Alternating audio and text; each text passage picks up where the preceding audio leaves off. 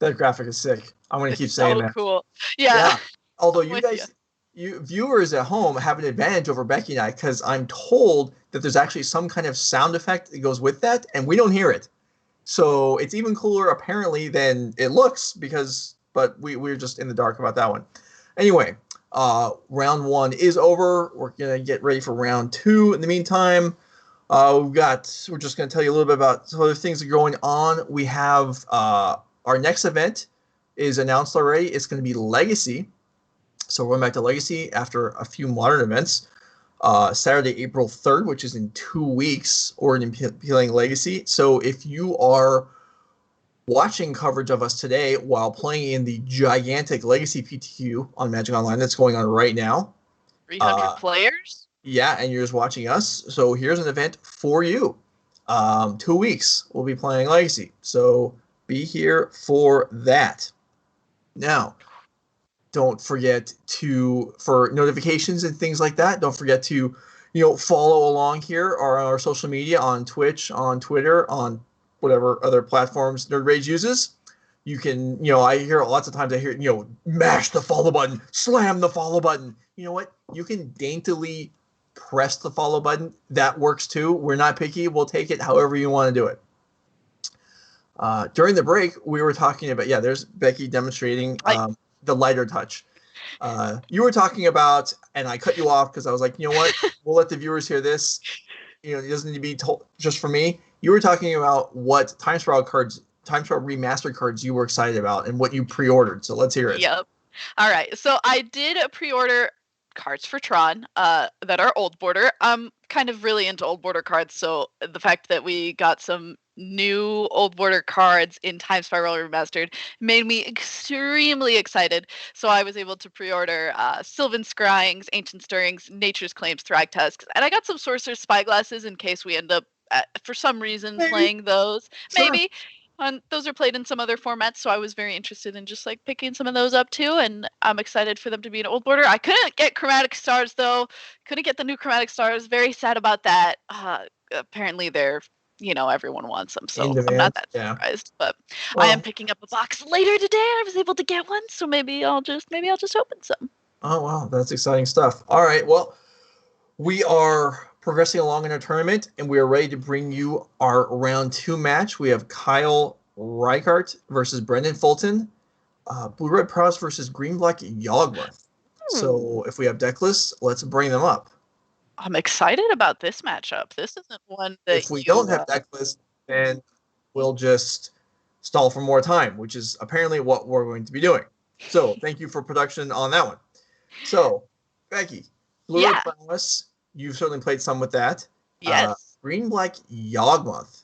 Now, this is a deck that came into existence with Yawgmoth, I believe, was printed in Modern Horizons 1, which Kind at of the got overshadowed by Hogak. yeah, sure, yeah. At the time, which was known as Modern Horizons, Hmm. but now that we know that the second one is announced, we have all kinds of sets coming out in the next year. How do you feel about these lore from other franchises tied in? Like So we like have the Lord Dungeons of the and Rings one. Dragons set we have coming up, and then I think there's a Warhammer set that was announced, Mhm. maybe. And Lord of the Rings. Yeah, maybe that too. I think this stuff is pretty cool. I'm excited. I yeah, I was really excited about the Dungeons and Dragons set. I'm a big fan of Dungeons and Dragons. I've been playing that for a long time. Been playing Dungeons and Dragons since before I played Magic. So was very excited to Oh, see that come into being a part of the Magic set. And it makes sense because they're both owned by WotC, they're both yeah, created by sure. WotC. That one makes sense. The other ones are a little bit more left field, but still excited for them nonetheless. I Yeah, don't know a ton about Warhammer, but I'm excited to either. see what they do with it nonetheless. All right, deck lists are ready. Let's go get them up there. Yeah, I thought most of my interest in those is based on how well I thought the Godzilla stuff was tied in last year or 2 years ago. Okay, so we have Blue Red Prowess, Kyle Reichard. Ooh. So Um, so earlier when we did our last modern event, I mhm, said that this was something that I was interested in bringing because I'm a big right. fan of cards like Sprite Dragon and Stormwing Entity, and it has a similar feel to one of the deck that I said was probably the deck that I'd had the most fun playing and probably one of my favorite modern decks, which was Blue Red Phoenix. Mhm. So I am a pretty big fan of this deck. I do feel like it maybe isn't as explosive as the previous Blue-Red Phoenix lists. Sure. And it is a little bit probably more difficult to pilot as a result.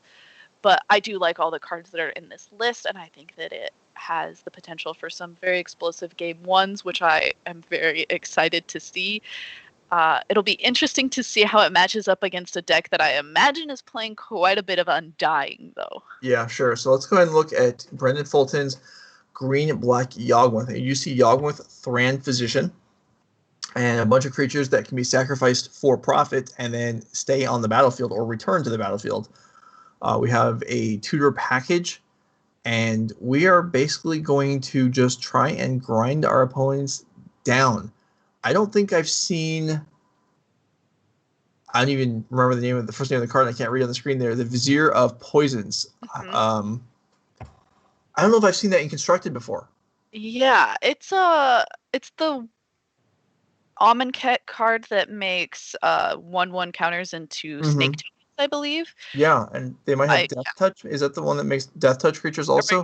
Yep, yeah, they are 1/1 snake tokens with Death Touch. So this is an interesting inclusion, and I think it's going to be potentially really difficult for the Prowess deck to get through if we're able to generate a lot of tokens out of this. Yeah. I'm a big fan of this deck, mostly because it's playing Yawgmoth, a card that I never expected to see in Modern. Sure, yeah, and this is, again, so like we talked about in one of the Madness brackets, flying is going to be relevant here, and we do not see flying creatures, but we do see what I would think would be described as a fairly good hand. Yeah. For Kyle. Kyle is on a mulligan, but still, we have some ground pounders, we have one rule spell, and we have some card advantage, so that's certainly something I would take. These players did lose round one, but Brenden Fulton playing a deck that is maybe not common in the metagame, so that's why we're watching it here. And looks like Brenden is on a mulligan to 5, so not the greatest openers for our two competitors here. Yeah, that's a little bit of a rough start if I've ever seen one. And maybe Beky, if you are Kyle, are you starting with Swift Spear or Soulscar Mage here? This might be one of the situations. So because the deck or the opponent's deck kind of wants -1/-1 counters, I feel like Soulscar Mage might be one of the cards to come out post board potentially. Sure. But the rule of thumb typically is to start with Soulscar Mage. It doesn't have haste, so you have the ability to swing for more damage with both of your prowess creatures on your turn 2. So that's what we see Kyle doing here, is just starting off with Soulscar Mage because that's the typically agreed upon first couple of turn game plans. And we have here, Zulaport Cutthroat and a Gilded Goose. That is not the stock art of Gilded Goose. But these being promo birds. All right, so drop another removal spell. So Kyle now actually has choices again, as he did on turn 1. Can play a second creature and play a removal spell. Can play a second creature and attack, and then try and light the stage. We can just play 2 removal spells. Kyle has all kinds of options. I think if it was me, I think I would throw on the Swift Spear and send both guys in and then see how the blocking came about. Yeah, I think I'm inclined to agree with that too, on the chance that neither of them get blocked. I kind of like doing light up the stage to make sure that we have another land for an extremely explosive turn next turn. That would be what I would personally do. But perhaps Kyle will want to just get rid of the Zulaport Cutthroat right now and just like make an attack all out like that. I mean, Brenden is only sitting on 1 card because of the 2 mulligans, so just exchanging 1 for 1 with 2 removal spells for 2 creatures is a totally defendable line of play as well.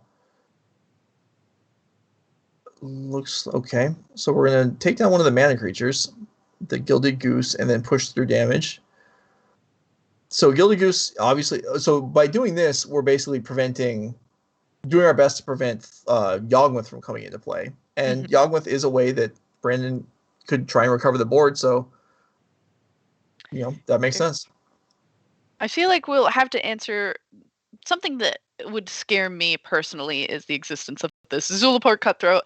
I think that is one of the scarier creatures to exist, especially when we're wanting to kill our opponents and also get creatures off the board. Something that is going to let the opponent gain life from creatures leaving play has the potential to be a little scary to me. But now I believe we said leading into the game or early in the game how Soulscar Mage was going to interact with the Yawgmoth deck, and I think did we have that backwards, because against the Persist, Soulscar Mage is good. It's good. Undying doesn't. Or I'm sorry, matter. I think we had that backwards. Yeah, I think. Well, I confused myself twice in the span of 4 seconds while trying to straighten out my previous confusion. But I believe Soulscar Mage against Undying is actually tremendous, and that's what Kyle's checking out right now. Yeah, we're all looking at that right now. We're trying to figure out how this interacts. So Soulscar Mage, I believe, is going to actually negate the Undying ability.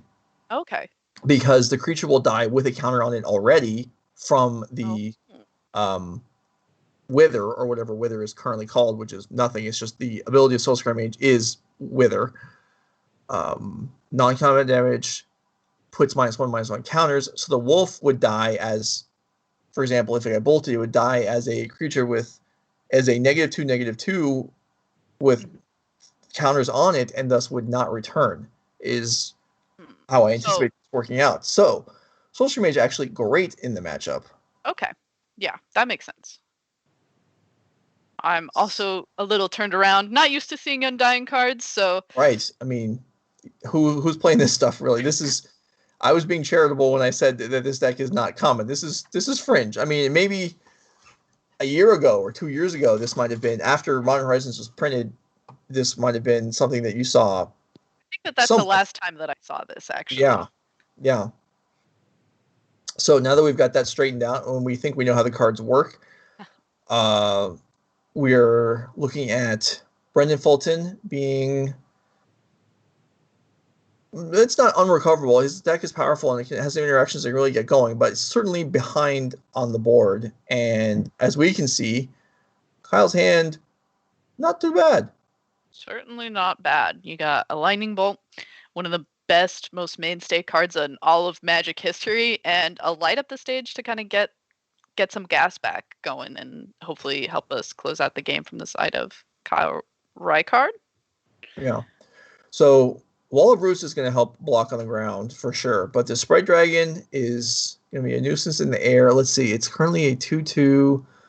So we pick off the bird. We can go to a 4 and bolt to 6. So there's no lethal damage right now, but there is certainly a solid attack, as there's just no fear that Kyle needs to have of anything that Brenden has going on right now. Not a worry in the world. Throw all these creatures in.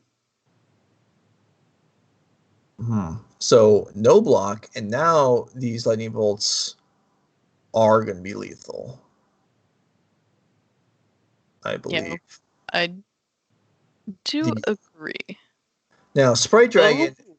Sprite Dragon is okay. The food can be sacked, so not quite lethal, but is close. Yeah. Sprite Dragon, a card that it took me a while to remember the name of, because actually, as we just recently mentioned, the Godzilla tie-in cards, there was a Godzilla tie-in for Sprite Dragon, and it had a different name, and I had trouble not thinking of it in terms of the Godzilla name. Now, fast forward a year and a half or however long it's been, and I can no longer remember the Godzilla name. Yeah, it's something pet. Oh, now I have to find it. I don't remember, but anyway, the correctly christened Sprite Dragon is getting in here for what's going to be a good chunk of damage. But yeah, those Godzilla tie-ins were super cool, I thought. And the Godzilla tie-in for Sprite Dragon was the rat, the perfect pet. That's right, the rat. Oh, I am disappointed in myself that I'd forgotten that. It's so cute. I thought they did a good job of it. I liked that they were promos and there were both versions. I thought that they did a good job with it. I thought they did an extremely good job with it. I thought they handled that better than the Walking Dead tie-in. Which had its own cards, whereas the Godzilla tie-ins, there were no unique cards, and so it was just totally different in level of execution. Yeah. But if they just continued tying in other intellectual property with the same way as the Godzilla tie-in without unique cards or mechanics, I would be fine with that forever. Yeah, and if they wanted to squeeze in a Star Wars set or 5, I would be okay with that. Yep, I'm on board with that as well. It doesn't exactly fit, technology-wise or thematically, but I'm willing to allow that as an exception. Yeah, I mean, in Magic, you just say that it's a different plane, and I feel like you can get away with whatever you want. Star Wars could be a plane, sure. Exactly. All right. Do we have 4 mana? I don't know if there's anything in this deck that costs 4 mana, but besides Yawgmoth. Oh, I guess there's. No, I'm sorry. It's more than 4. Is it Court of Calling? 5. Yeah, it's Court of Calling for. So we have 6 mana plus Wall of Roots. So we could actually do it for 4, and we are, because Wall of Roots effectively counts twice for Court of Calling. Mm-hmm. And are we getting our namesake? We are. Yawgmoth. Thran Physician, I believe. Why don't we pop that up if we have it? Yawgmoth does all kinds of work. We can there we go. Draw cards from sacrificing our creatures, although it does cost us life points, which we don't have an abundance of right now.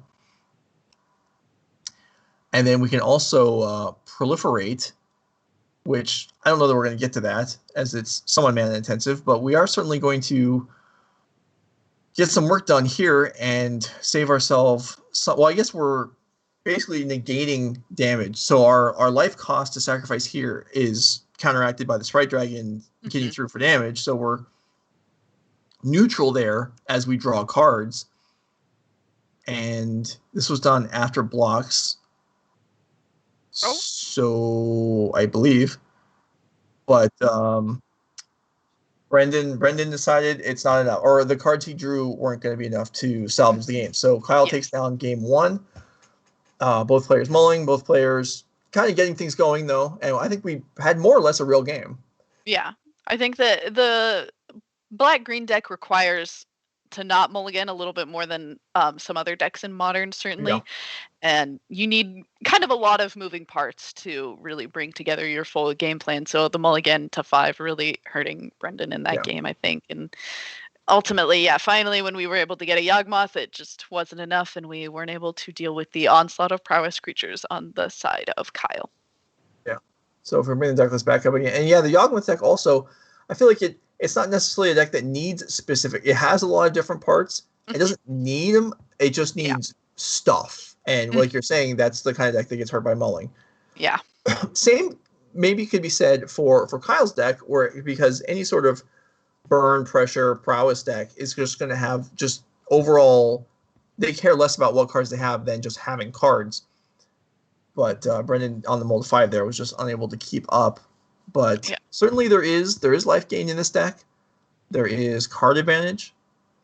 I'm very interested in the amount of cards that are one-ofs in this deck. We see as things like Essence Warden, 1 Gilded Goose, 1 Noble Hierarch, just like a interesting amount of different mana dorks and otherwise. The Hapatra, which we mentioned earlier. There's only a 1 of Zulaport Cutthroat. There's 1 Cavalier of Night, which I think is a very interesting card. And we get to play a lot of these 1-ofs because of cards like Court of Calling and technically Eldritch Evolution too, I suppose. Right. So it's really interesting to see which cards have chosen to be 1-ofs. Typically, when you see 1-ofs in Modern decks, you think of them as like the toolbox cards that you would tutor for certain situations. But it's interesting because I don't know that I would call cards like Cavalier of Night or Hapatra. Maybe Hapatra is kind of like a toolbox card, but it's not one that I would immediately think to call a toolbox card. Yeah, I mean, it's just whenever you need ground defenses, I guess it works. So we see against in this matchup here, we're going to be looking for, I guess we want removal and life gain. So we have Abrupt Decay, we have a Scavenging Ooze. Scavenging Ooze, I imagine, would be pretty good to have in here, hoping that it just doesn't die immediately when you play it. But how is this even possible? We have an Obstinate Baloth. Wow. I mean, that's definitely coming in, and that's a card that you don't see, I don't know, ever, really. I feel like the most I see it is in Jund sideboards. Sure. Yeah, and this is get in against burn, like they need it. Obstinate Baloth is a 4-mana 4/4, I believe, comes into play, gain 4 life, and then if you're forced to discard it, it comes into play. Mm-hmm. So, kind of the much improved version of Ravenous Baloth from way back in the day, which I remember was considered a bomb and was really not all that impressive when you look back on it. And we have a mulligan from Kyle's. That hand didn't look great. This one is lacking blue mana. Beky, you're on the spot. Are you keeping this? Yeah, oh. I think the answer is yes. Yeah, I agree. And yep, the throwback the blue cards makes sense. I didn't realize we were already on 5. I thought we were on 6, and I agree. I was willing to roll the dice on 6, and we're actually on 5, so it's definitely a keep there. And the land comes up. All right. Easy. All right. Never didn't have it. Right, and now we just have to face the fact that we're just down 2 cards, which, as we said, is not ideal. But not ideal for either of these decks, but we're going to do our best to make it work, and it's going to be a little frustrating against these undying cards. You don't really like the idea of your opponent's creatures coming back when you're playing a deck that's trying to attack for lethal. Right. So Yawgmoth could have blocked there and then come back as a 2/2. Doesn't happen. Ooh, Colony Garden. That's a free blocker if I ever saw one.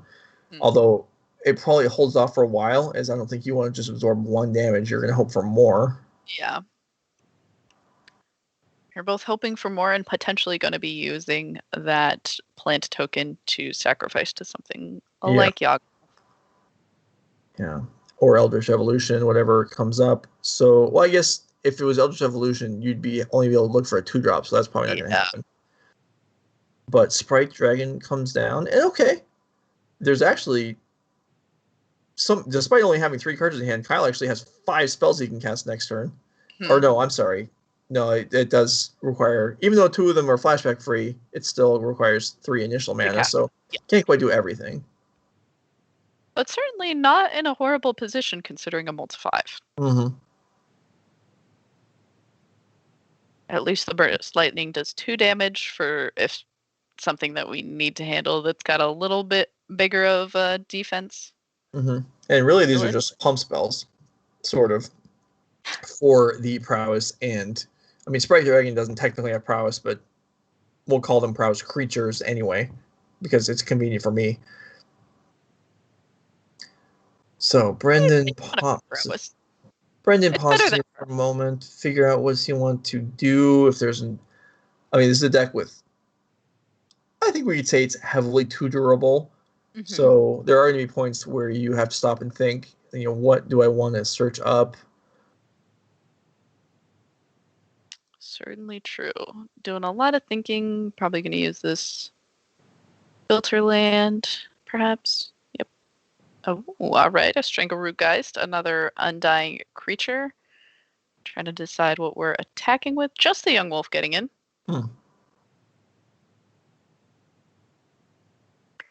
Interesting. So Strangleroot Geist stays back. I guess it does force Swift Spear to have a spell to play in order to attack through, whereas Yawgmoth does not. So, okay, that would probably be the reason there. A land was drawn, so now there are 5 potential spells. So, and that's a lot of extra damage to push out. That is, so we start off, it's lethal damage if the 2 creatures are unblocked, I believe. I don't expect that to happen. Yeah, considering that we held back a haste creature, I don't expect it to happen either. But,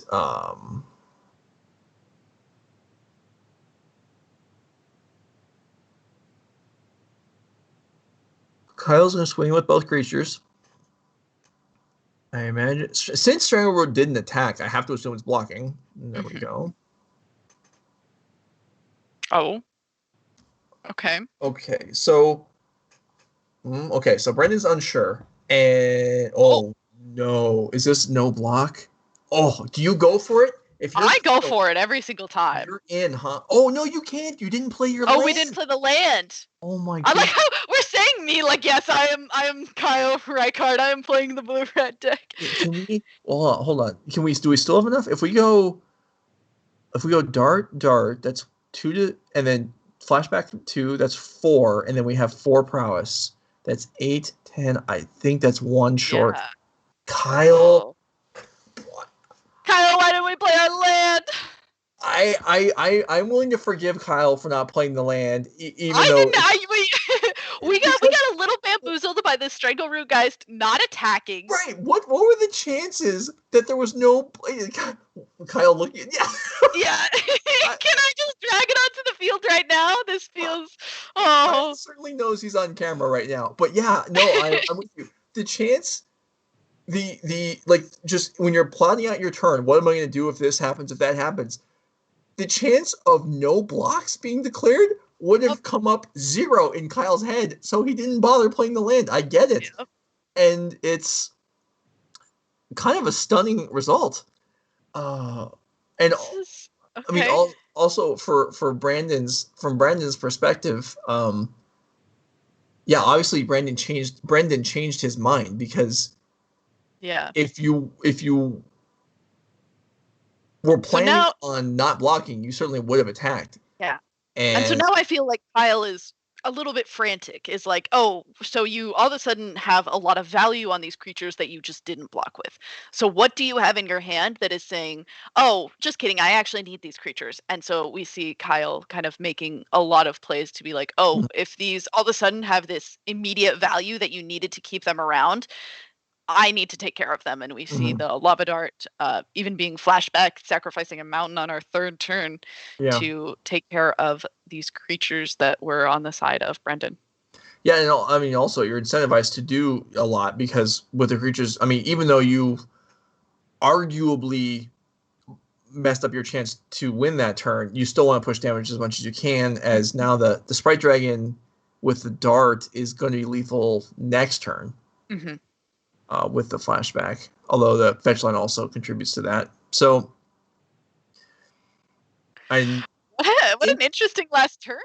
Yeah, an interesting, unexpected sequence of events there for Kyle Reichard, which certainly doesn't mean he's out of the game, but he's actually looking fairly good, but things could be potentially better. Brenden, with 4 cards in hand, with some options. We'll see what we'll bring to bear here. And this is there's a Yawgmoth. Okay. Now, because Yawgmoth, in order to shrink a creature, you pay. The sacrificing creature isn't relevant right now, I don't believe, but the paying life is. So no damage is actually going to be reduced from the Sprite Dragon on incoming. So I believe we're done here. Lava Dart upstairs, attack with Sprite Dragon, I think is all that Kyle needs to finish this game. I am in agreement, unless both of us are missing something. Well, that wouldn't be the first time that happened, but looks like we're getting here, unless there's a random slaughter pact in the deck. Okay, and so we're actually going to go ahead and just connect for 4 and then Lava Dart twice, which is fine. It works either way. This way it costs you a little bit more. I suppose you add some vulnerabilities to an off-color splashed Force of Negation that wasn't registered, but other than that, I think you're in the clear. Yeah, certainly perhaps a little bit of a safer way to do that, even saying that if the Sprite Dragon dies, then... Yeah, but it worked. It was really, realistically, it was clean there. It was the attack in the air wasn't stoppable. Turns out it wasn't stoppable the previous turn either, but Kyle didn't anticipate the way things were going to play out there. And none of us anticipated it. Yeah, no, I don't fault him for it. That was not how anybody projected that was going to go. Anyway, that is the end of that match. Kyle Reichard wins. Let's go ahead and bring up. Let's go ahead and look at the bracket. Let's go to our bracket. We have. We have Mono Green Tron versus Jund Death Shadow. Now this is gonna be a little bit embarrassing for me, but let's go ahead and bring up. So okay, let me for people that have just tuned in the last half hour, it's March. This is our Modern Madness bracket. We have 2 brackets for today, one for the morning, one for the afternoon, of decks throughout the history of Modern. Just if this was the pairing, which deck would you want to be on the side of? If you want to see the deck lists all at once for yourself, you can type in the chat !madness to get a link to the decks. Now let's go ahead and bring in our next pairing, Mono Green Tron versus Jund Death Shadow. Now there were any number of impressive finishes of Tron within the last decade to pull from, and Max Khan chose me, which I appreciate. I approve, Max. Maybe does a little bit of a disservice to some other players. But anyway, this is from Pro Tour Barcelona, or Mythic Championship 4, from a little ways back, July 2019. And this might have been the first rotation where a Karn Great Creator existed. I don't remember the timing of when that got printed exactly. Yeah, but I believe that this was sometime after Karn the Great Creator, because we were playing Karn the Great Creator when Hogak was legal as well. Okay. I believe. But anyway, you can see here, and this is, at the time, Tron was a huge deck in the format. Mm-hmm. And was heavily represented. The fact that I played it at Pro Tour was not an anomaly. In fact, I believe at one of those, I think it was one of the 2 modern Pro Tours that year, Tron was the most played deck by far. Mm-hmm. And actually won, which also lends to the It was this one that you played Mono Green Tron at, yes? It was this slight insult to the other Tron players that my list is the one we're using here. Anyway, Tron was obviously Tron. We saw Tron this morning already once, winning. And this, unlike a lot of decks you're going to see in the bracket, nothing got banned out of this deck, I don't believe. At least this version. There were previous iterations that had Ayavugan as a singleton, but this version is Lattice in the sideboard. You're right. You are correct. So this deck also is banned. I think all these decks might be banned. Anyway, yeah, we just had the fewest number of cards banned. Sure, but it wasn't. Well, it's kind of like 4, right? Because there's 4 great creators, so it's kind of like 4 Mycosynth Lattice. That's true. Anyway, all right. So Mono Green Tron facing against Jund Death Shadow. Ooh, so there were certainly any number of decks in this bracket where Tron would have been absolutely munched on, but this one, at least, Tron has a chance. Yeah, and I feel like we famously are the people who beat up on the Jund or mid-range style decks. This one maybe isn't so mid-rangey because Death Shadow allows for quite a bit of an acceleration and a little bit more explosive gameplay than normal Jund decks typically do, but is still playing a lot of the decks that, or a lot of the cards that Tron decks typically feast on, things like Tarmogoyf. Oh, and fun fact, this is the only deck that we are presenting you that is 100% illegal in today's format. So you could still play this card. Interesting to see how many white cards we have in the sideboard. Right. So this is technically a 4-color Death Shadow list with the Marsh Flats and the Overgrown Tomb and Godless, or just the Godless Shrine in the main board to cast these white cards, which is quite interesting. I mean, Lingering Souls is great in the mirror or against other Tarmogoyf decks. I mean, that's fantastic. Tutorable Fulminary Mages are nice against Tron. Also, Team or Battle Rage, not the worst against Tron with any assortment creatures. This is back towards the debut of Death Shadow as a competitive Tier 1 deck in Modern, as you can see if you read the facts there. That was assembled by a handful of players who basically dominated that event. And I don't know. I mean, Tron it's not going to be a wipeout, but I don't know that I would necessarily choose to be on the Tron side of this matchup. This deck is fast and is mean. The Thoughtseize and Inquisition of Kozilek certainly are not things that we typically like to see. IOK, not the worst thing to deal with, as it can't get rid of some of our bigger things, but Thoughtseize certainly is a little bit annoying to deal with. Regular.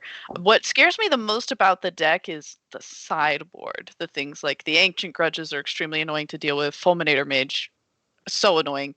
Even something like Kataki War's Wage could potentially be very frustrating to deal with. Yeah. I think this is a tough one. This one's hard. Yeah, this is the hardest one so far, I would say, among the 3 that we've done. I think if Tron wins the roll, I'm gonna say Tron's Oh, so you think it's role dependent? I think it's close enough that if Tron wins the roll, then it's ahead, but not like. It's gonna I be. think we also we both want to pick the Tron. I know. So that makes it a little more difficult too. I think John is percentage points ahead, but not by a significant margin at all. All right, so we got one more pairing for later on, but back to us, and maybe we'll take a look at where we're at in the round, see how some players are doing, how some decks are doing.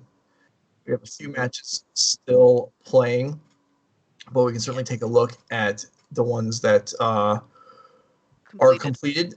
There it is. So you can take a look at that for a moment. All right, so the Azorius Spirits that took up a lot of our time in the previous round lost pretty swiftly to Mono Green Tron. Matthew Stafford playing Selesnya Heliod. What are the chances that this is the Matthew Stafford who is now the quarterback of the Rams? I think seems unlikely. Not likely, but you never know. There are probably some celebrities who are closet Magic players. Also, I got that wrong. The Azorius Spirits player does win versus the Mono Green Tron player. I see O2. I got a little dyslexic for a moment. My apologies. The Azorius Spirits player does beat Mono Green Tron 2-0 and rather quickly compared to the round before. Mm-hmm. Yeah, we do see a number of John Death Shadow decks not probably looking exactly like the one we just saw from the Madness bracket. We have two matches still playing now.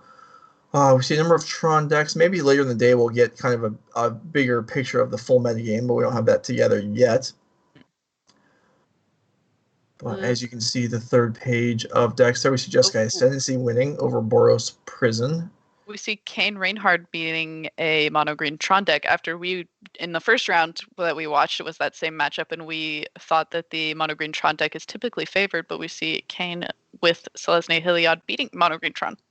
Well, Kane Reinhardt is certainly a formidable opponent, so I'm not shocked to see him take down any given matchup.